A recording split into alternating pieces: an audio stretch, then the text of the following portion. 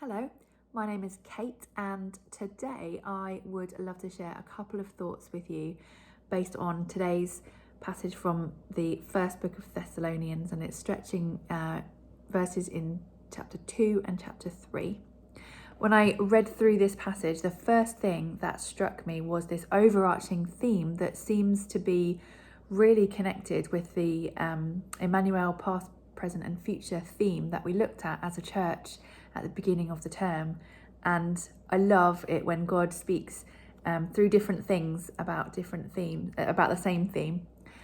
So in this passage, the bit that it starts with is a description that Paul is talking about his time in the past where he went and shared the good news of Jesus in this church. And not only did he share it, but the people really understood it, not just in their minds, but in their hearts, and they became imitators of Paul and Timothy and others. And there's a real fondness that comes across in the way that he speaks about it. There's a few references to the kind of model of parenting where a mother or a father will nurture, teach, encourage, train, equip children. And it this whole passage just seems really like a deep, fond reminiscing of the past and things that have built the church in the past to where it could be today.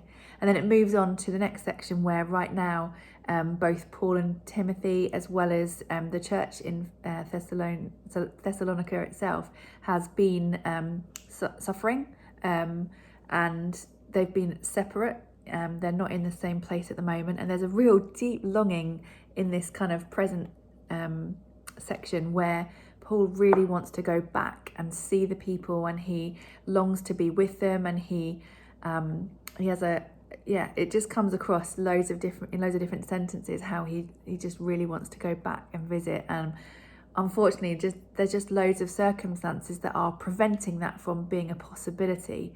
Have you felt that some things that you've longed for, that there's been a circumstantial something that stopped your ability to do that thing?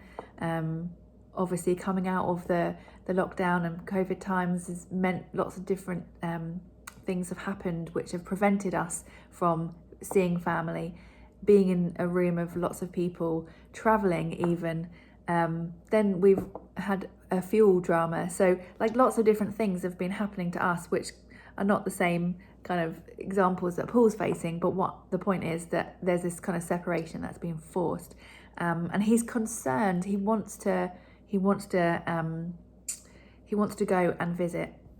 So I think he feels a little bit unsettled about it. So what he decides to do is he decides to send Timothy to the church just to, I guess, check up on them, see how they're doing and report back. And the last section kind of reflects on Timothy's findings, and actually he finds that the church is doing well despite what's been happening. They are strong in their faith. They're longing to see Paul as well, and it just feels like there's this hope for the future for them, that there's despite their separation and fueled by the bond that they would have created right at the beginning, there's hope for the future, hope in God, hope in Jesus, hope in the work of the Spirit. So this whole passage, just reflecting a few elements of this past, present, future theme, was really exciting to me. So I'd love to encourage you to read through this passage and see what springs out to you. So for me, it was this preaching series theme that sprung out, but for you, it might be something really different. And I really would encourage you to use this time as you're reading through to listen to God's voice. What is it that he's saying to you? What things is he reminding you of from the past or the present, or hope for the future, that will just encourage you today? I pray that you will hear God's voice through this passage. See you tomorrow.